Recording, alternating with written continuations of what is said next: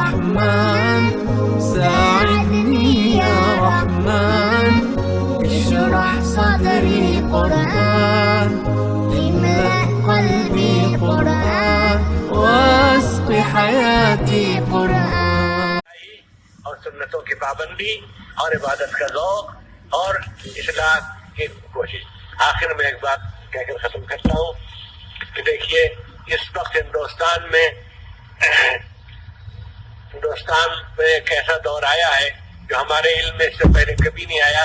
دور اکبری کو کسی قدر مشابہت ہے لیکن دور اکبری بھی اس درجے میں خطرناک نہیں سکتا. یہ دور ہے جو اب چل رہا ہے وہ یہ کہ اس وقت اکثریت نے طے کر لیا ہے کہ اس ملک کو اسپین بنا کر رہیں گے وہ، یعنی اس میں مسلمان رہیں گے لیکن اپنے تمام ملی تشخصات کو چھوڑ کر وہ یعنی ابھی زبان پر یہ بات نہیں آئی لیکن ہمیں معلوم ہے، ہمیں ایسے لوگوں سے ملنا ہوتا ہے کہ اذانیں بھی زور سے نہ ہوں.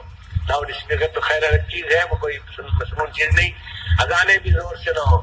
مسجدوں کی کثرت بھی اور مسجدوں کا یا وقوع بھی اور مسجدوں کا وجود بھی خطرے میں ہے. اور بابری مسجد کے ساتھ جو واقعہ پیش آیا اس نے اس کے راستہ کھول دیا ہے. اور وہ ہندو صاف ہندو اخبار نویس اور کالم نگار اور ان کے سوچنے سمجھنے والے انگریزی کے اخباروں میں جو مضامین نکل رہے ہیں اور ہندی اخباروں میں، اور ان میں صاف یہ ہے کہ یہاں مسلمانوں کو بالکل ہندو بن کر رہنا ہوگا، ہندوستانی بن کر رہنا ہوگا، یا مسلمان بن کر رہنے کی گنجائش اب نہیں ہوگی.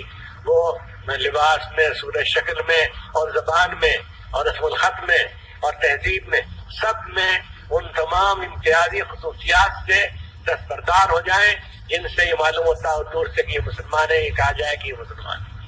اس وقت سب سے بڑا اس فتنے کو روکنے کے لیے سب سے بڑی طاقت جو ہو سکتی ہے وہ علماء کی ہو سکتی ہے، وہ ہمارے حضراء مدارس کی ہو سکتی ہے کہ وہ جہاں کے رہنے والے ہوں وہاں کی مسجدوں میں تقریر کریں، جمعے کے دن تقریر کریں، عیدین میں تقریر کریں، خوشیوں کے موقع پر تقریر کریں، نکاح وغیرہ کی مجلسوں میں تقریر کریں کہ ہم کو اپنے پورے ملی تشخص کے ساتھ اس ملک میں رہنا ہے، کسی ایک چیز کو نہیں چھوڑنا ہے. ہم اس کے لیے بھی تیار نہیں کہ ہمارا پیشہ ہم ٹکنے سے نیچے ہو. ہم اس کے لیے تیار نہیں کہ ہم اپنی گاڑی کو ایسا کر لیں کہ وہ سمجھا جائے کہ بس میں اتفاقاً کچھ بات اگائے. نہیں، کچھ نہیں. ہم بالکل شریعت پر عمل کریں گے اور شریعت کے ساتھ رہیں گے اور ہمارا نظام تعلیم وہی رہے گا. ہم اپنے بچوں کو توحید کی تعلیم دیں گے، دینیات پڑھائیں گے، اردو سے واقف بنائیں گے، اردو رسم الخط کو زندہ رکھیں گے. یہ سب سے بڑی ذمہ داری آپ پر عائد ہوتی ہے اور آپ ہی سب سے بہتر طریقے سے ذمہ داری کو ادا کر سکتے ہیں. یہ بات بھی سن لیجئے اور دل پر لکھ لیجئے کہ اس وقت کا سب سے بڑا فتنہ جو ہے وہ ہے یہ متحدہ کلچر اور ملی تشخص سے دستبردار ہونا. اور افسوس کی بات یہ کہ ہمارے دینی حلقے یا علمی حلقے کے بعض لوگ بھی جو قلم کا استعمال جانتے ہیں اور زبان سے بھی علمی زبان بات کر سکتے ہیں، وہ بھی اس کی دعوت دینے لگے ہیں کہ مسلمانوں کو کسی بات پہ اصرار نہیں کرنا چاہیے.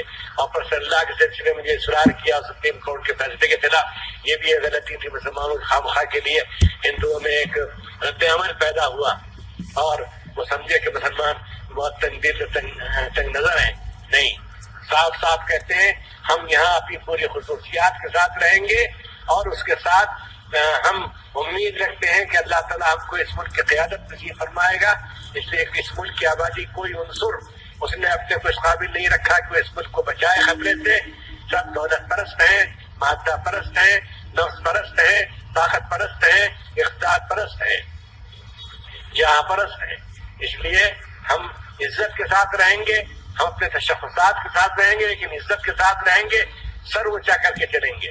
ہماری نگاہیں شرم سے جھکی ہوئی نہیں ہوں گی بلکہ ہماری نگاہیں بلند ہوں گی اور ہم سمجھیں گے کہ ہم جو کچھ کر رہے ہیں وہ صحیح ہے. ہندوستان کا دستور اس کی اجازت دیتا ہے اور ہندوستان اسی حالت میں رہ سکتا ہے یہاں صحیح سلامت اور مامون و محفوظ اور خوشحالی اور خوشحال کہ جب اس میں ایک دوسرے کو اس کی آزادی دی جائے کہ وہ اپنے مذہب پر عمل کرے، مذہبی شاعر کو کا مظاہرہ کر سکے اور ان کو قائم رکھے اور اپنے ملی تشخص کو برقرار رکھے. بس یہ